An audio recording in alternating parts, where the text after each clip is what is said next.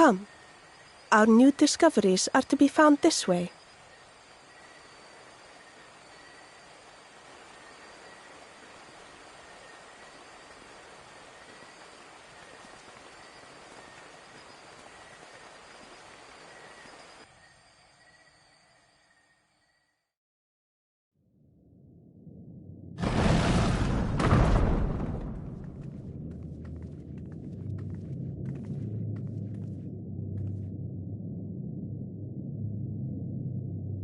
The people of Ronka are known to have venerated animals, but these features do not match those of any indigenous species. This is no common beast. Though that much is plain from its proportions. Lifelike, is it not? One could almost imagine it breathed.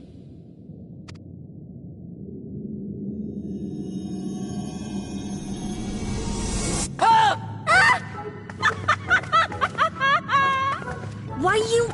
Ugh.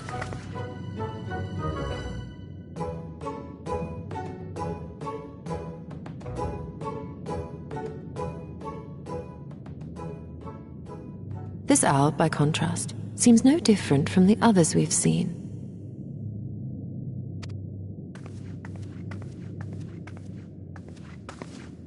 The sealed door lies ahead.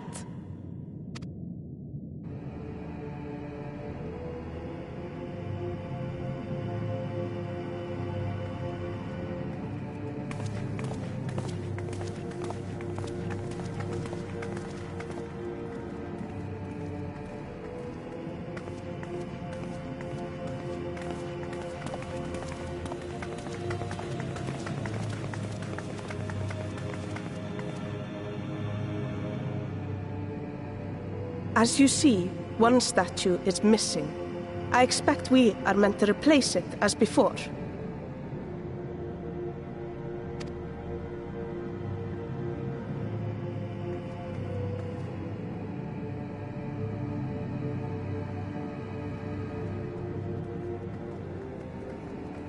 Too simple. There will be some additional defense mechanism.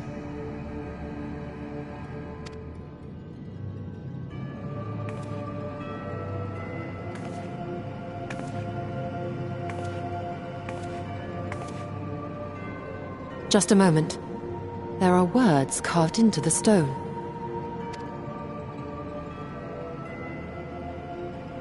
He who would disturb a hero's deserved slumber shall instead waken the beast and know his folly.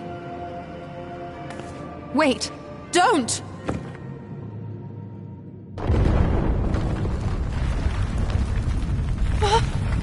What? But I only... What is happening?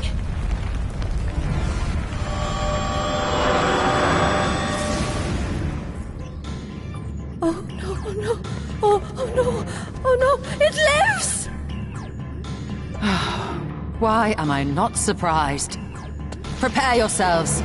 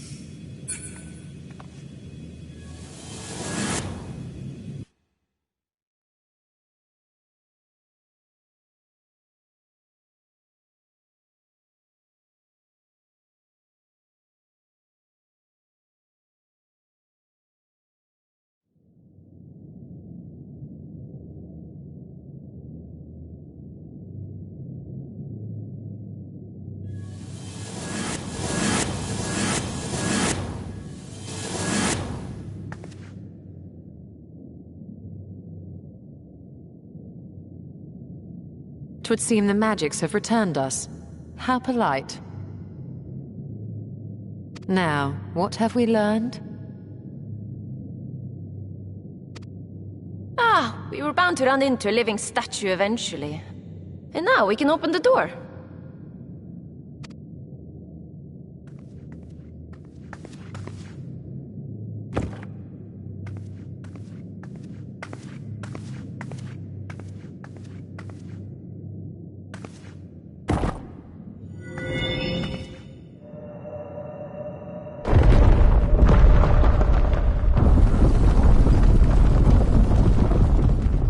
He who would disturb a hero's deserved slumber.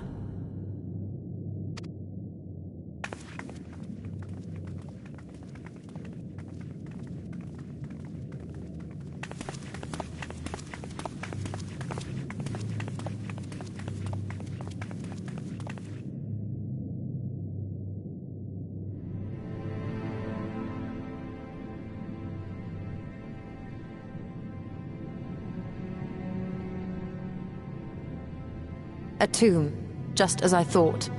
Befitting a hero.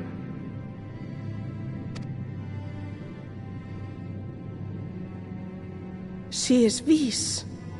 Could it be the Archmage Tiuna?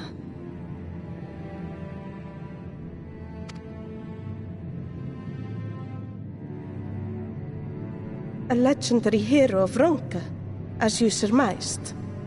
The tales tell of how she smote entire armies with a single incantation, so potent was her spellcraft. Though she ever fought in the name of peace. I thought them no more than tales. To think she really existed. Well, I for one always believed.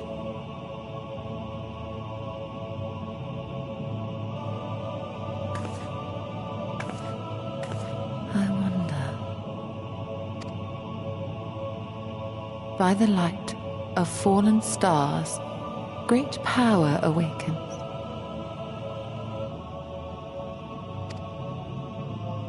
Tiuna was not only a master of spellcraft. It is said she could see truths long lost and hear the voices of men's hearts.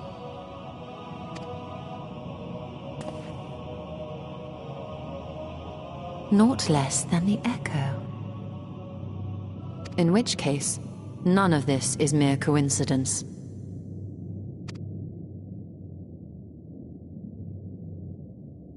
A shower of stars setting the sky aflame. And in both this world and the Source, we find individuals within whom a mysterious power awakened at the sight.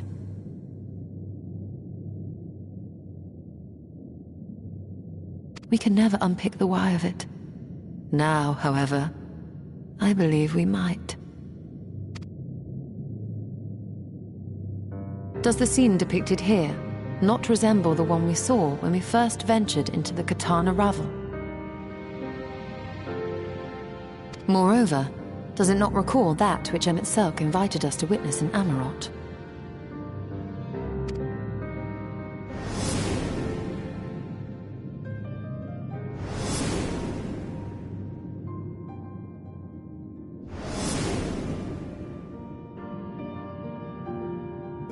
The final days. If, as the Exarch's research suggests, soul and mind share a fragile yet profound bond, might it not be possible for an event to leave such a deep imprint upon the soul that it could be perceived eons later, given a suitable trigger?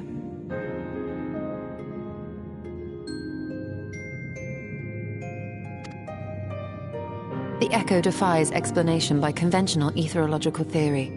Or shall we say modern etherological theory? But if it is a power that once belonged to the ancients, to souls yet undivided...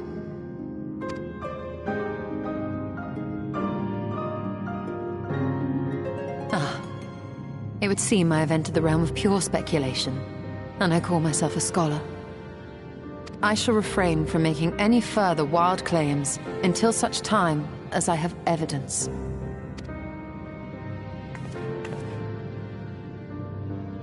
Still, I cannot choose but be reminded of our experience in Amarot.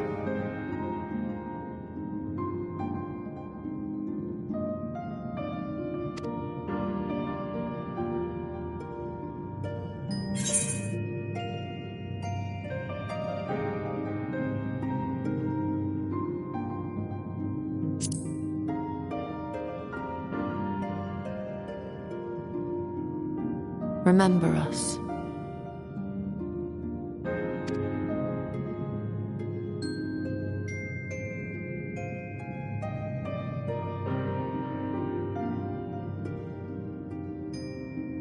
History is learned, not lived. We have always protected the Tales of Ronka, just as we have protected this place. But we are mindful of what our mothers taught us.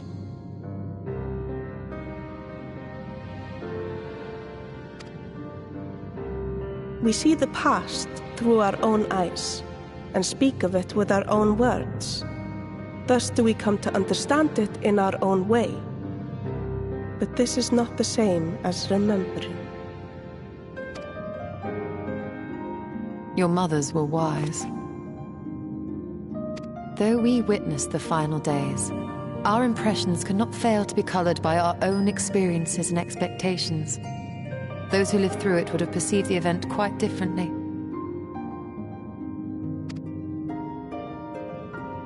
We must bear in mind that it is no simple matter to keep the truth alive, or it will die with Emmett Selk and his kin.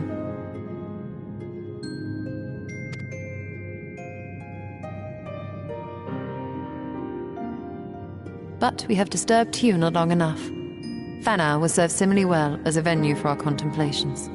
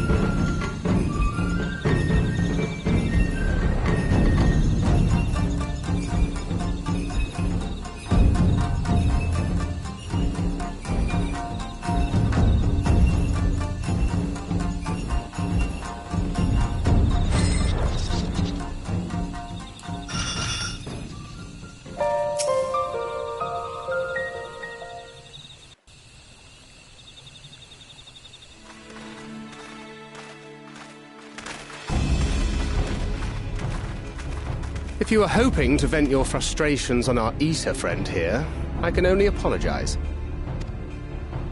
Few as they are now, it took us no time at all to track it down. That suits our purpose perfectly. Now we need only wait for Ardbert to arrive. Weren't you two meant to be attending to the empty? We were, and are, but we can hardly ignore the rest of the world. So we thought we might see how things were coming along. From what we can gather, the answer is strangely. Right now, we think we can do more good here. It is heartening to have all present. Indeed. We will be glad of the additional hands should matters escalate. Our quarry has come.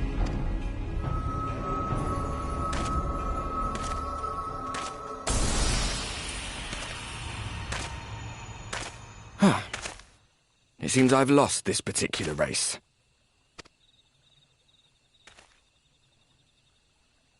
Although I suppose it's only fair. When we first met, it was I who outpaced you. Ravana, was it?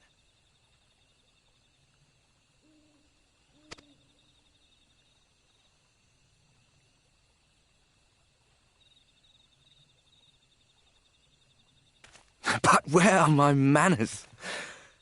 I wouldn't be here were it not for you, and I have yet to say a word of thanks.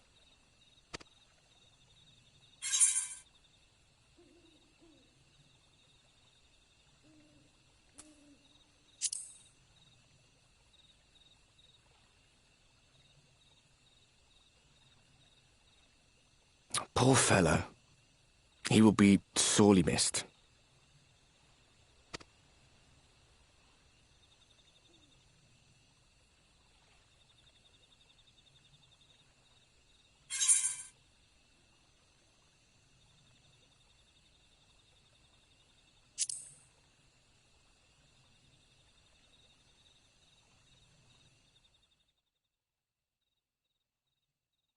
Very well. Let us forego this pretense. After all, it was never you that I needed to deceive.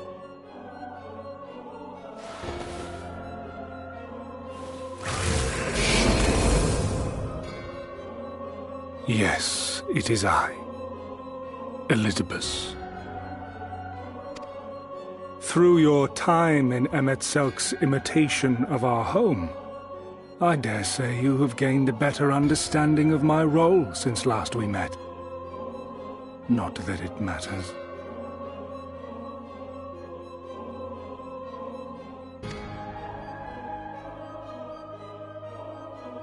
We understand your role, emissary, but not your goal.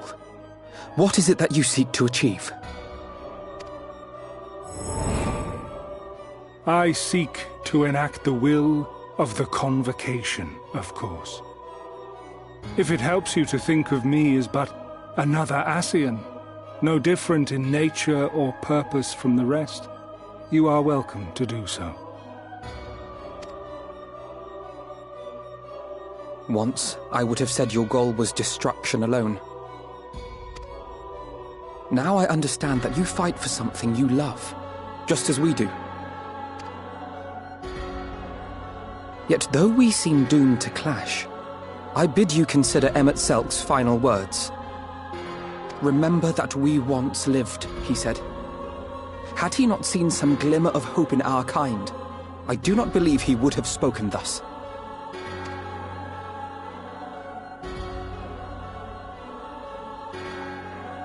None better understood your plight than he. His words must surely be worthy of your consideration.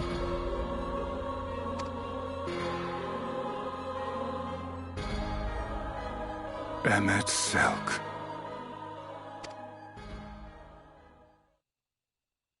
How very unlike you to err so gravely. That one should stray at the end of so onerous a path is understandable, but I had thought you above Such weakness. Mayhap you thought the same.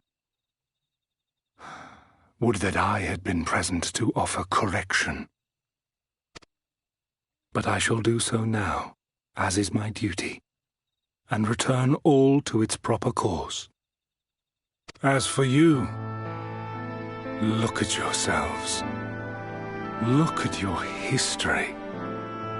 Look back 100 short years to how your greatest warriors were undone. And now, at but a word from me, you raise your hands in answer like the puppets you are. Naught has changed. You fail, and you fail, and you learn nothing. Allow that which is most important to slip through your fumbling fingers like so many grains of sand, again and again and again, and you would remember us. You do forget yourselves.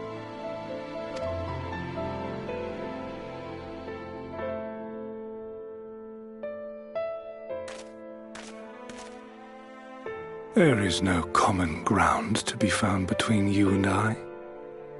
Nor do I require any. I have my duty. Wait!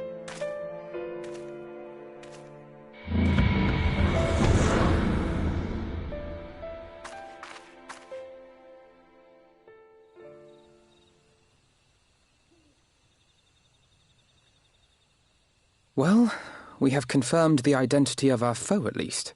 And 'tis safe to say his objective is the rejoining. But we still have no idea how playing the part of a warrior of light will further his cause, nor why he would spur others to do the same.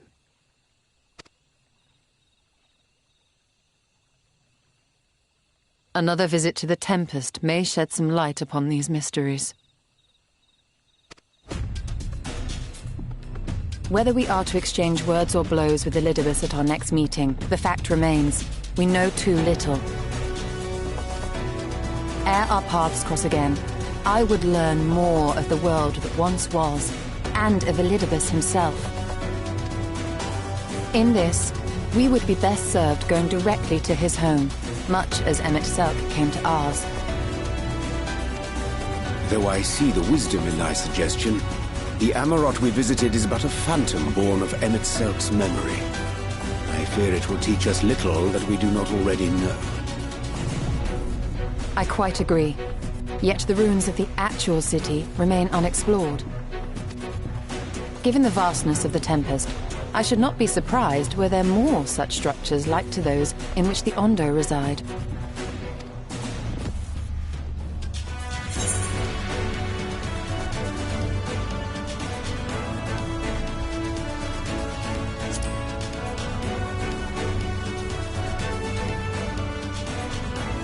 A man after my own heart.